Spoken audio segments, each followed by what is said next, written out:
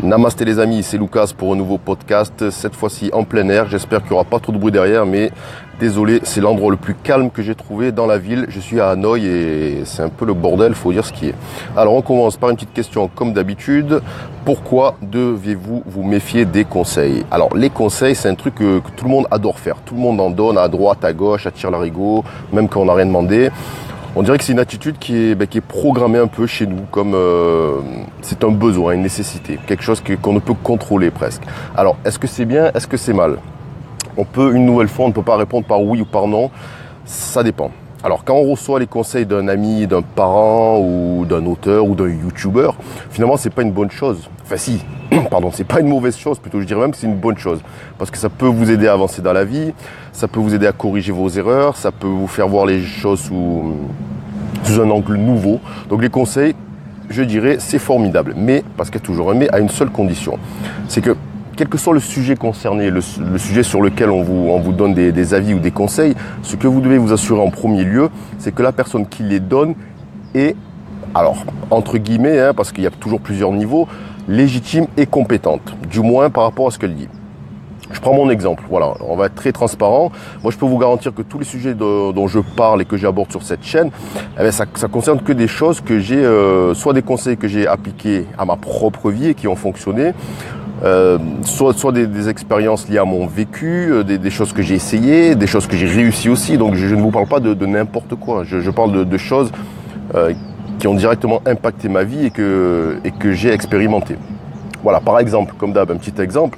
Si demain je vous fais un podcast en vous disant comment avoir une ceinture abdominale de folie, genre bodybuilder en moins de 15 jours, bon, ça serait n'importe quoi. Parce que déjà, j'ai pas de ceinture abdominale de bodybuilder. Et si je vous balance des conseils comme ça, voilà, d'une part, ça veut dire que je ne l'ai pas appliqué à moi-même, que ça n'a pas marché pour moi. Donc ça serait malhonnête, ça serait ridicule. Alors le truc c'est que je parle de malhonnêteté, mais en général c'est pas la malhonnêteté qui pousse les gens à donner des conseils, c'est plutôt le contraire. En fait, ils essayent plutôt de vous avertir, de vous protéger. Le problème c'est que quand on écoute certains conseils, ça peut être dangereux, parce que ça peut, si jamais vous êtes en manque de confiance ou que vous avez un projet qui n'en est qu'à son stade embryonnaire, si vous recevez des conseils néfaste à propos de cet objectif, ça risque de vous démotiver, donc très très dangereux, faites attention. Alors je vais vous prendre un autre exemple, l'exemple que j'affectionne le plus parce qu'il est tiré de ma propre expérience, comme je vous en parlais avant, c'est celui du voyage. Alors il y en a peut-être qui le savent si vous avez écouté d'autres podcasts, c'est que j'ai posé un congé sabbatique de plusieurs mois pour parcourir l'Asie et qu'actuellement, quand je vous parle, je suis en plein dedans.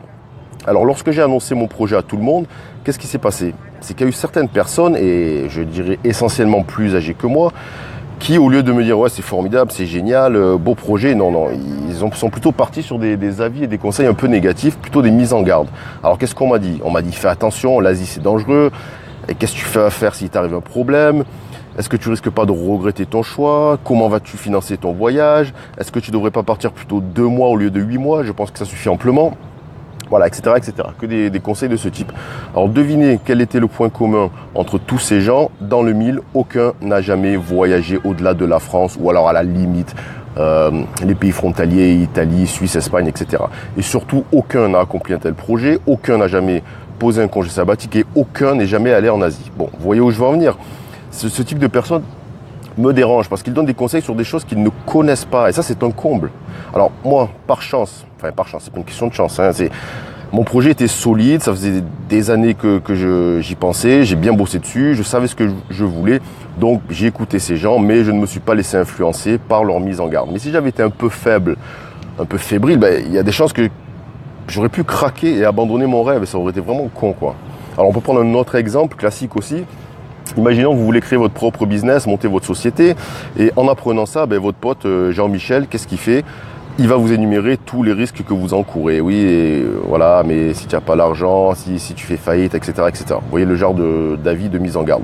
Et là, je pose une question à Jean-Mi, quoi. Si c'est votre ami, posez-lui. Jean-Mi, est-ce que tu as déjà monté une société ou créé ton propre business? Et là, Jean-Mi, non. Parce que Jean-Mi, le truc, c'est qu'il est resté salarié toute sa vie. Mais il a quand même le cran de vous conseiller sur l'entrepreneuriat. Alors, bien sûr, Jean-Michel, c'est pas un mauvais bourg, quoi. Ce qu'il veut, c'est juste vous aider. Il veut vous éviter de vous casser la gueule parce que vous êtes son pote, ou son frère, ou son fils, son père, enfin, peu importe. Donc, qu'est-ce qu'il faut faire? souriez-lui, vous le remerciez, mais oubliez sur le champ toutes les conneries qu'il vous a débitées, car une fois de plus, il donne des conseils sur des choses qu'il ne connaît pas. Voilà, donc si vous voulez des conseils sur l'entrepreneuriat, demandez-les à des gens qui ont créé déjà leur business et qui ont réussi, tout simplement. Voilà, conclusion, moi des conseils, j'en donne, comme ici maintenant. J'en ai reçu aussi des centaines, et dans les livres, les vidéos, les podcasts, de par des amis, des conseils qui m'ont permis d'avancer, d'évoluer dans la vie. Donc les conseils, c'est une très bonne chose. La seule question, je me répète, que vous devez vous poser avant de les prendre en considération, c'est celle-là. Est-ce que cette personne sait réellement de quoi elle parle? Voilà, terminé. N'oubliez pas de vous abonner à la chaîne pour recevoir en live, en temps réel, tous les nouveaux podcasts. Mettez un petit com si vous partagez cet avis ou si vous ne le partagez pas, puisque le but c'est quand même le débat. Et surtout, mettez-moi un petit like, ça me ferait plaisir. Merci. Non, je rigole, je ne suis pas en train de gratter, mais vous pouvez mettre un petit like, vous savez, c'est toujours bon pour la visibilité des podcasts. Merci, ciao, ciao.